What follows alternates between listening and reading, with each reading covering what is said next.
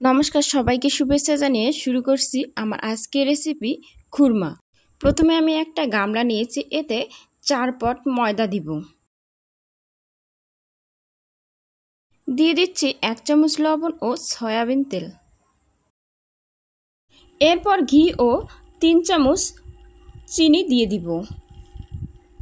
সবগুলো উপকরণ একসাথে হাত দিয়ে ভালোভাবে মিশিয়ে নিব।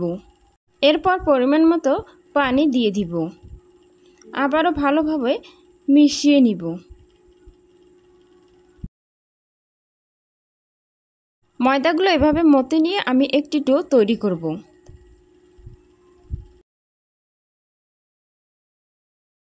দেখুন, ডোটা আমার তৈরি হয়ে গেছে।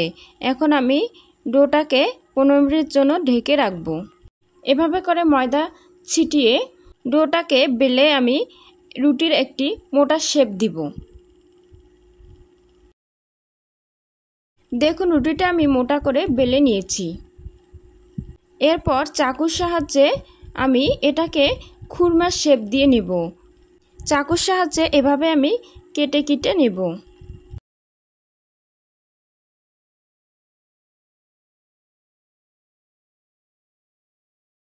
এরপর আমি মাঝামাঝি কেটে নিব, যাতে খুরমাগুলো খুব বেশি লম্বা হয়ে না যায়।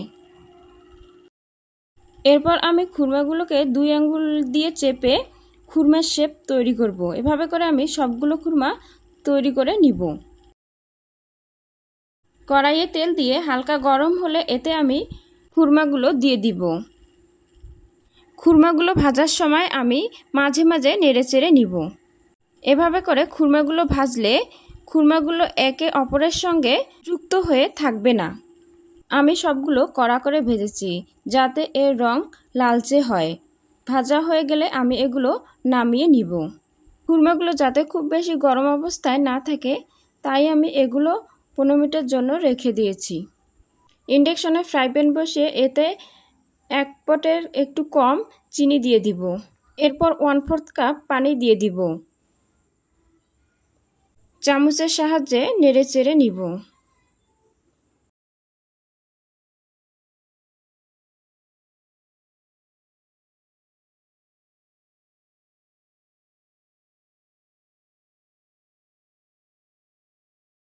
এভাবে করে অনবরত নাড়তেই হবে।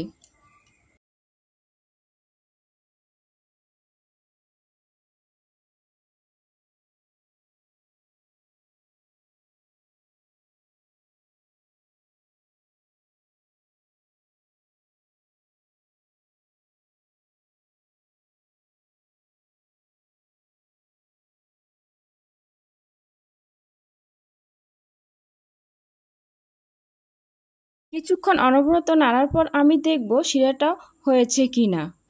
আমি আঙ্গুল দিয়ে দেখেছি এটা হয়ে গেছে। এরপর আমি এতে ভেজে রাখা খুরমাগুলো দিয়ে দিব। যাতে খুরমাগুলো চিনির শিরার সাথে মিশে যায়, এজন্য আমি অনবরত নাড়তেই থাকব।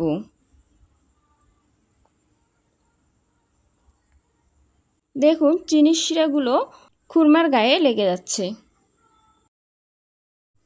খুরমাগুলো হয়ে গেলে নামিয়ে নিব। খুরমাগুলো কড়া ভাজার কারণে খেতে মচমচে ও দারুণ হয়েছিল। Thanks for watching.